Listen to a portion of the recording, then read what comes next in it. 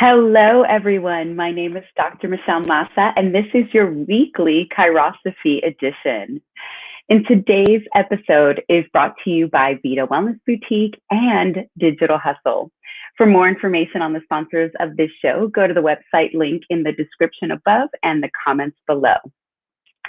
In today's segment, we're going to be discussing the major premise. All right, so for those of you that are familiar with chiropractic philosophy, and even if you're really not, you at least know that we've got these 33 principles, right? Well, this all came about in the 1920s with the chiropractic textbook. And so this was written by Dr. Stevenson. And in this work was the first time that we were introduced to this concept of the 33 principles. And it followed the 33 segments of the spine, right?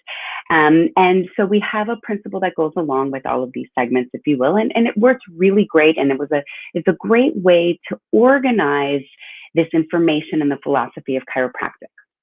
So we're going to start with the first one, and we're going to talk about the major premise. I'm going to read it. Okay, the major premise.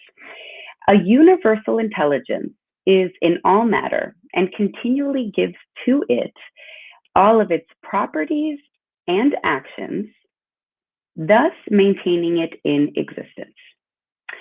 All right, so let's break down this concept, this sentence, this statement. Okay, so the first thing it starts off with is a universal intelligence. And this is usually when everybody wants to check out, right?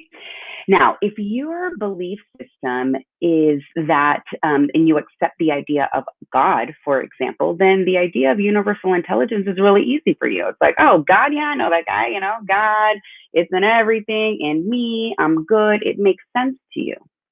However, if your belief system doesn't encompass God, then the idea of a universal intelligence, well, it's something that you have to think about a little bit more, right? So let's think about it. So what we do know about, and the concepts that we do know of quantum physics, really the concept around the creation of life.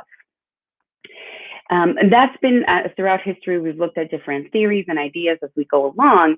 But today, and the way that we're looking at it is we're looking at the concept of the black hole. And in the past, we would look at the concept of the black hole and think of it as something that sucked everything inside. But really what we understand it to be now is really that creation point. It's that point before something occurs. It's that tipping point, that creation point, that choice point. And there's various terms throughout different ideas in philosophy and also in science that we might call this, right? In philosophy, we call this the void, right? It's that, or Sophia, where the name of this show came up, right? With Sophos, right? The idea of what happens right before. In mystery teachings, this is that point of the no self, the no one, the no thing, that point right before something is about to create.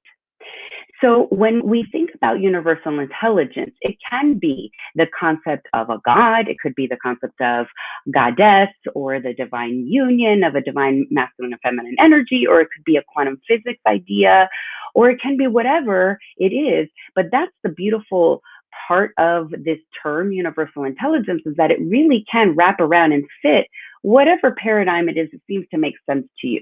Because ultimately, as human beings, we are seeking some kind of a meaning, right? And we are seeking to find, what is that meaning of life? And as doctors, we know that if we're really seeking the meaning of life, all we have to do is take a look at a single cell. And a single cell is going to tell us everything we need to know about the miracle of life. And so if we go on and we continue to read this, it talks about what that is, right? So the cell itself, a living cell, is matter, right?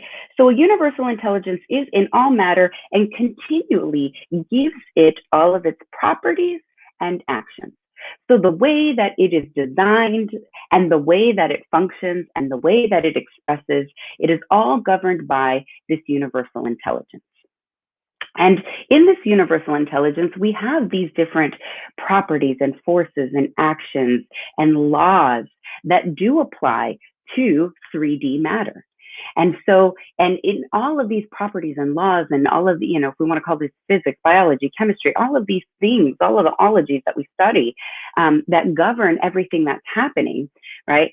That is essentially what is the universal intelligence. Okay?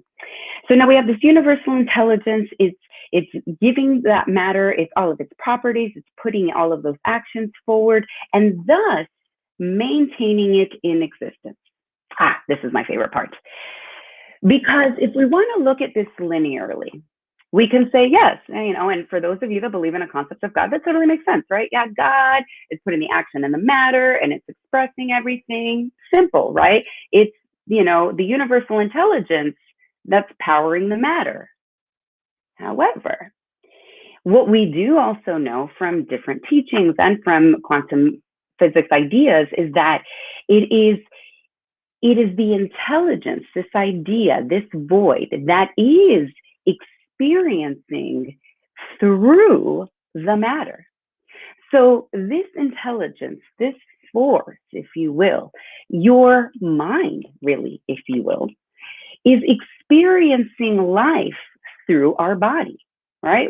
If I touch something, a solid table, I'm getting all these afferent messages up to my brain, and this matter is doing all this computing, and these electrical messages are going off. And then I am interpreting this on a separate level through my brain, through my thoughts, through my experiences.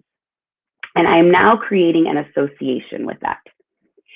And through that association, I am then simultaneously experiencing and re-experiencing all of these things all at once, continuously, simultaneously. And that's where we get into this, where did my mind just go, philosophical concept.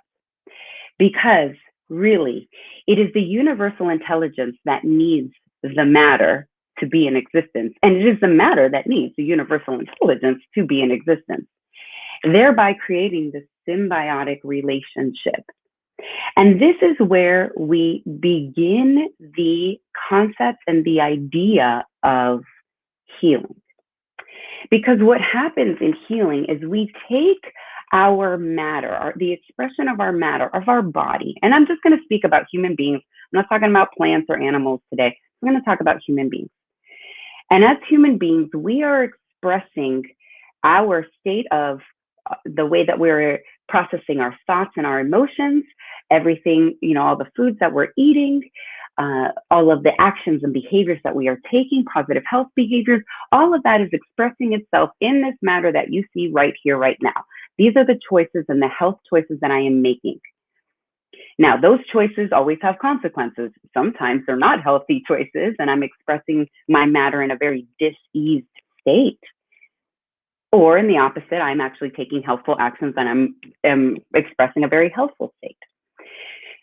But we have the opportunity every single day and at every single moment, at every single choice point, to make a new choice to create a better state of health for ourselves, to create a better expression of our matter. With every action that we take, we affect change in the properties of our matter and the way our matter is expressing and the way that our matter is able to interact with our environment. So once we understand that we have this, now we've opened the door to the concept of free will, and that as humans, we have the free will to make different actions and choices to express a higher state of health. Well, now we're really diving into what it is that's really taking place in the process of healing and what we really call the miracle of healing. Because the miracle of healing really happens when I, as a human, have created a state of dis-ease and discomfort for myself, but am now openly creating a choice point where I can make a different action, take a different action towards my health in order to express a new possibility. And the possibilities are endless, to create a better state of harmony and alignment for myself and with a universal intelligence. So, I guess I gave you guys a lot to think about. I'd love to hear what you think. What are your ideas? Comment down below, like it, share it, tell me what you think. That's it for today's episode. Today's episode was brought to you by Digital Hustle and Vita Wellness Boutique. Be the best boss ever at your next team event with products that are in alignment with your chiropractic values. ShopVitaWellness.com is your creative resource for holistically conscious gifts that support a chiropractic lifestyle. We carry organic skincare, bath and body, essential oils, and candles. Make your wallet happy by filling your bag with organic products your patients and team will love. Visit ShopVitaWellness.com and use code HUSTLE to score 10% off your next custom order. To add an additional $30,000 to $100,000 to your business in the next 90 days, our turnkey red light weight loss program comes complete with in-house sales systems and a Facebook ads campaign, which create patients on demand. Take our 4-minute survey to get your free 15-minute digital discovery call with Digital Hustle. That's it for today, folks. Thanks so much for joining me on my first edition of ChiroSophy. If you like this, please comment, like, and share it. I'll see you next week. Thanks.